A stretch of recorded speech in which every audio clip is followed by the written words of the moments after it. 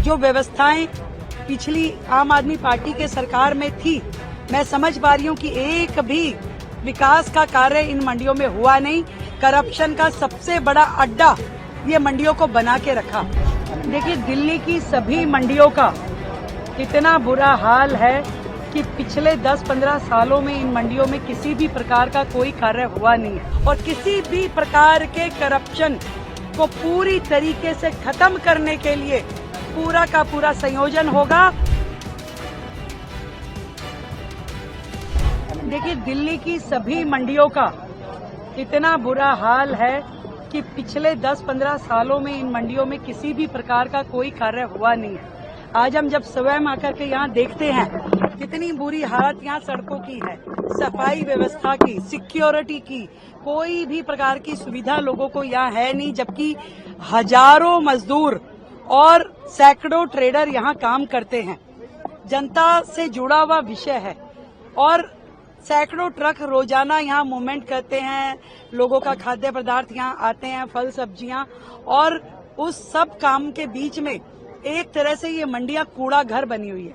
जो व्यवस्थाएं पिछली आम आदमी पार्टी के सरकार में थी, मैं समझ पा रही हूँ कि एक भी विकास का कार्य इन मंडियों में हुआ नहीं।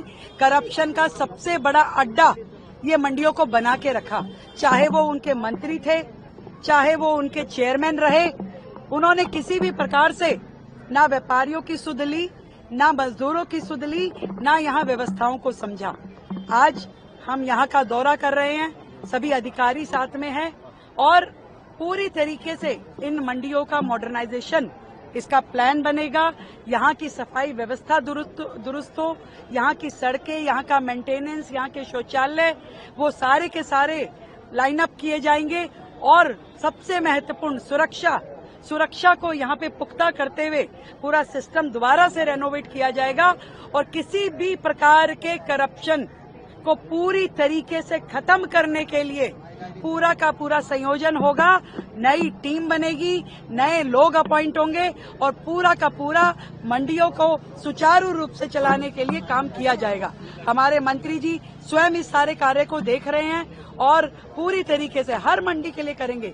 यहाँ से तो हमने शुरुआत की है, आज सभी व्यापारियों से मिलके, मजदूरों से मिलके उनकी समस्याएं सुन रहे हैं, पर सच में दयनीय स्थिति है।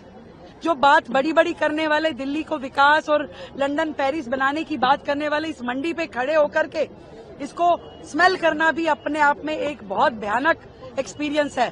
तो मैं ये समझती हूँ कि इन मंडियों के पूरे जीर्णोद्धार की आवश्यकता है। कारोबारी हैं टर्की वाले जो से उनका बॉयकॉट कर रहे हैं, आपको लगता है? बिल्कुल सही है।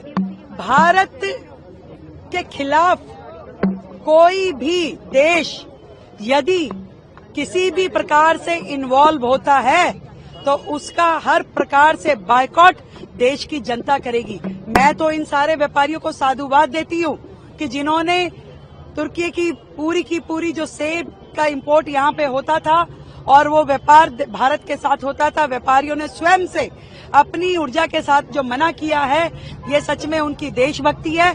भारत एकजुट है, एक मत है और किसी भी ऐसे देश जो आतंकवादियों के आका हैं उनको सपोर्ट नहीं किया जाएगा। उनसे व्यापार बंद, वार्ता बंद, संबंध बंद। एजुकेशनल इंस्टीट्यूट है मैम, उन्होंने भी अपना MOU कैंसिल कर दिया। Jawaharlal Nehru university 100% walkout, 100% cutout होना चाहिए ऐसे सभी देशों से जो हमारे देश के अंदर आतंकवाद को सपोर्ट करेंगे।